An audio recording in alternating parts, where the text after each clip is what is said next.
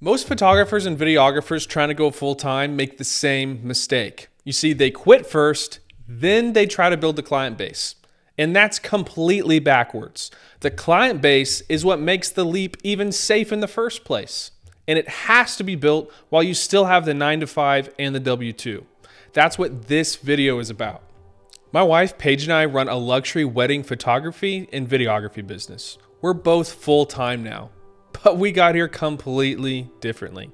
She built it the right way, methodically, with a number in her head and a client base under her before she even handed in her notice. I built it the hard way, and I know what that costs. This series exists because most people end up on my path, not hers. And it doesn't have to be that way.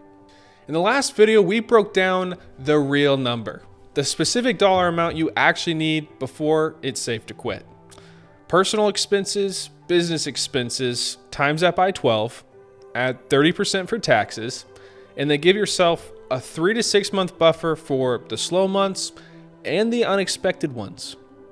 For us, once we ran through that math, we had a pretty clear target, not a guess, a number. And if you want to know what that number looks like for you, that video is linked in the description. Watch it right after this one because everything in this video kind of assumes you already have your number. So here's where most people get stuck before they ever quit. They treat their business like a side gig because that's technically what it is right now. When it comes to business, they're a little slower to respond. They skip the contract sometimes.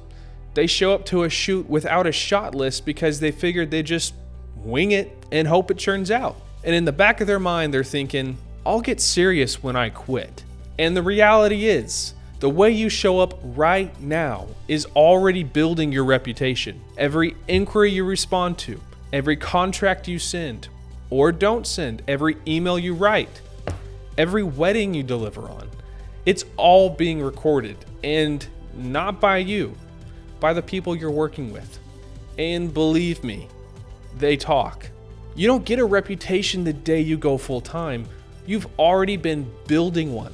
The question is whether you've been intentional about it or not. We'll come back to that in a minute. Once you have your real number, let's say it's $60,000 a year, the next question is simple. How many weddings or clients do I actually need to book to hit that? Take your real number and divide it by your average booking rate. That's your target. At $2,500 a booking, $60,000 a year means you need 24 signed contracts. That's 2 a month. Now here's where it gets interesting. There was a moment early on where I realized we could shoot both photo and video for the same wedding. So instead of $3,000 to $4,000 for one wedding, we could charge $6,000 to $8,000 for both. That way we only had to travel once and we only had to work with one client for the price of 2. And what most people don't realize is that it didn't just change how much we made, it changed how many weddings we actually needed to survive. For instance, instead of chasing 24 bookings at $2,500 a piece, you're now looking at possibly 12 bookings at $5,000 a piece. And you're in the same place. Before you move on from this video, write that target down.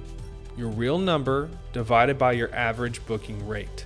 That's the number you're trying to hit before you quit. That's what the rest of this video is actually building towards. If this series is actually making you think about your numbers, hit subscribe. The next 2 videos are where it all comes together and you're not going to want to miss out. Here's something nobody in the industry talks about enough. Unless you're a destination photographer, videographer, you are pretty much shooting at the same venues, working with the same planners, running into the same photographers and videographers over and over again. And that's not a bad thing. That just means every relationship you build or damage follows you around.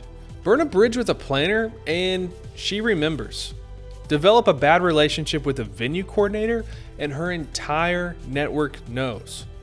Consistently make people's jobs harder instead of easier, and word gets around quietly, quickly, and unfortunately permanently.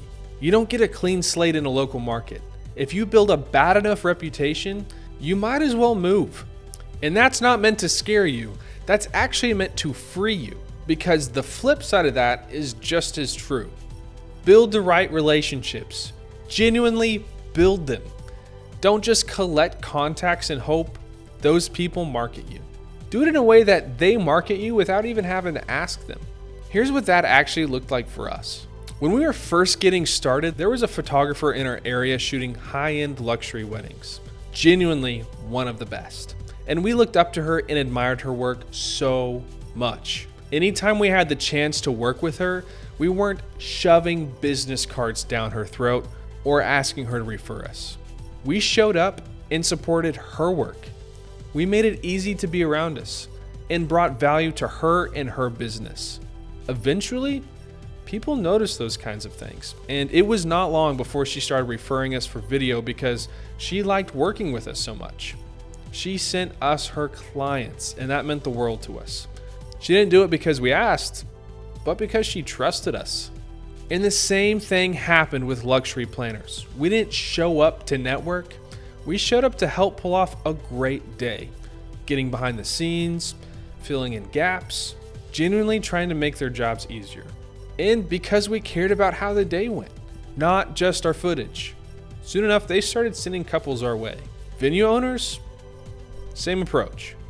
And the truth is, a social media following is a great thing to have. But a following comes after you've built something people trust. You don't build trust on social media. You build trust by showing up consistently and professionally. And by genuinely trying to make the people around you successful. The algorithm didn't build our client base. Years of consistency and quality work did. I want to come back to something I said earlier. The way you show up right now is already building your reputation. But reputation doesn't build itself on accident. The businesses in this industry that are getting referred month after month, they decided what they wanted to be known for. And then they went out and became that. That's what a brand actually is. It's not your logo. It's not your fonts. It's not even your Instagram grid. It's what people say about you when you're not in the room.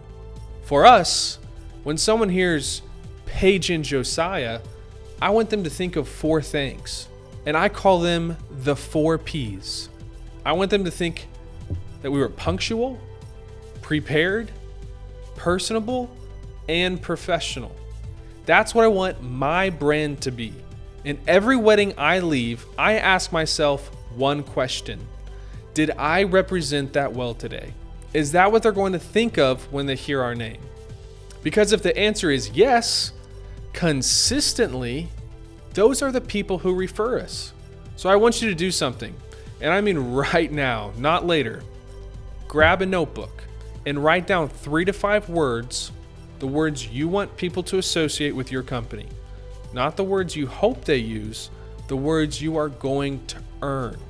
The words you're going to show up as every single time, whether you feel like it or not.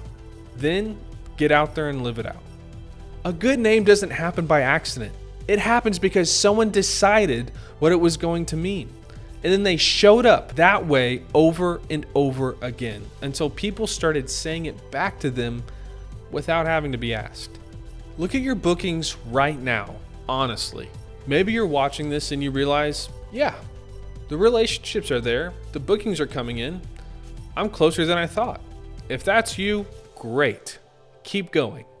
Or maybe you're watching this and you realize you're further away than you wanted to be. And that's okay. That's not failure. That's clarity. Now you know what to build and you know how to build it. Either way, the next video is going to cover the systems you need to have in place before day 1. Because bookings without systems is just a different kind of chaos. That's what we're going to be talking about next. See you in the next one.